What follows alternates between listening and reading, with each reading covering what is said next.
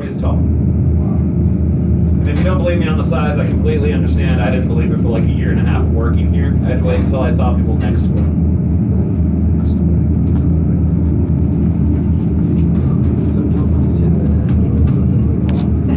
Now the tram was originally built to get to the ski area, but if you're looking around at all these rocks and cliffs and cactuses and wondering how it is you can ski down, the other side of the mountain's an entirely different landscape. You can actually still find a lot of fossils up here, believe it or not.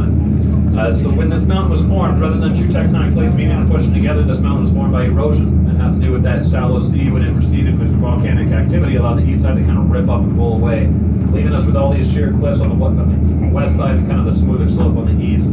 You can still find little fish, seashells, but it's also been known to find shark teeth and turtle shells in New Mexico, so you never really know. As far as for volcanoes, if you weren't aware of it, New Mexico is the volcano state. And just around Albuquerque alone, there are 28 inactive volcanoes. I know a lot of people think it'd be Hawaii would be the volcano state, but it's because we have every type of volcano in the world, including one that is exclusive to New Mexico and Chile. It's called the Steam Volcano. It's out by Las Cruces.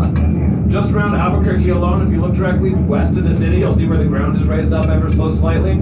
That's where the Petroglyph National Monument is, where there's a whole bunch of carvings of the lava rock from like 2,000 years ago. And those three itty-bitty hills just west of the city, they're in between the other cables and us. Those are actually called, the part of this chain of volcanoes called the Seven Sisters, which they think are magma vents from Mount Taylor, that big mountain on the horizon. That's actually one of the biggest volcanoes in the state. It's also one of the most recently active, like 3,000 years ago.